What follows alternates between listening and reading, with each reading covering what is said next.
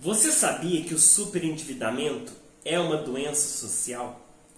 Mas qual que é o antídoto para o superendividamento em nosso Brasil, diante do fato de que temos mais de 30 milhões de brasileiros nessa situação de hipervulnerabilidade? Olha, o antídoto é a lei do superendividamento, que introduziu artigos importantíssimos ao Código de Proteção e Defesa do Consumidor. Mas para começar falando sobre a lei do superendividamento, sobre a importância dela, nós precisamos entender que o superendividamento ele é uma doença social. Por quê? Porque ele gera doenças psicossomáticas. A pessoa numa situação dessa fica deprimida. Pode causar inclusive o suicídio. Dependendo da gravidade desta depressão, a pessoa pode até cometer suicídio. Enveredar para o caminho do alcoolismo, para o caminho das drogas. Inclusive, gera desemprego. Por quê? Porque a pessoa que tem o seu nome restrito nos cadastros de proteção ao crédito, muitas vezes não consegue ser empregada, porque muitas empresas não contratam pessoas que têm o seu nome, vamos dizer assim, sujo na praça. Então, a lei do superendividamento, ela veio justamente para sanar essa situação. O superendividado ativo, inconsciente, e o superendividado passivo, que eu já falei em vídeos anteriores, eles merecem a proteção.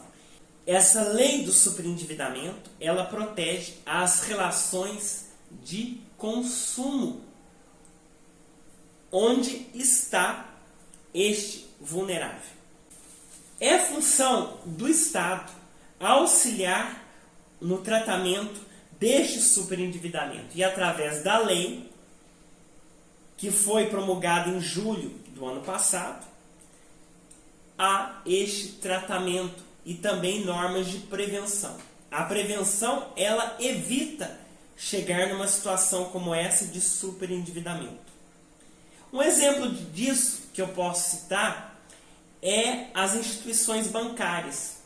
A lei, lá no artigo 54D, vai dizer que na oferta de crédito, previamente à contratação, o fornecedor ou intermediário deverá, entre outras condutas, informar e esclarecer adequadamente o consumidor, considerando a idade deste consumidor, considerando a sua situação, sobre a natureza e a modalidade do crédito que está sendo oferecido, sobre todos os custos ali incidentes de cada operação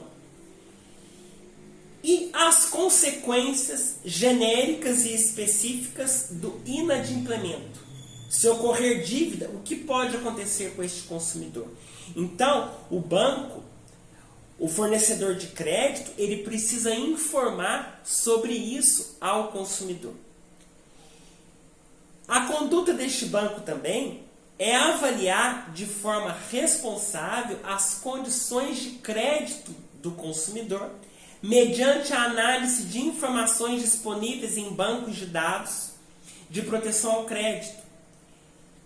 E informar também a identidade do agente financiador e entregar ao consumidor, ao garantidor dessa dívida e aos outros coobrigados uma cópia deste contrato.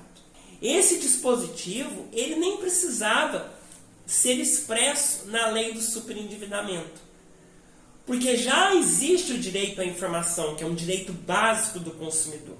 Mas a lei do superendividamento, ela quis trazer no seu bojo essa obrigatoriedade.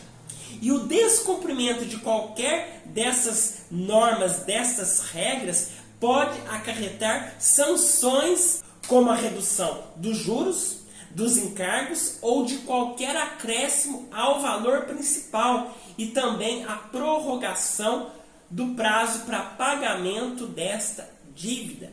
Então, sem prejuízo, logicamente, de outras sanções e também sem prejuízo de indenização por perdas e danos patrimoniais e morais, porque o Código de Proteção e Defesa do Consumidor, ele diz que a reparação deve ser integral. E quando nós falamos de reparação de danos de forma integral, nós incluímos os danos morais também, né?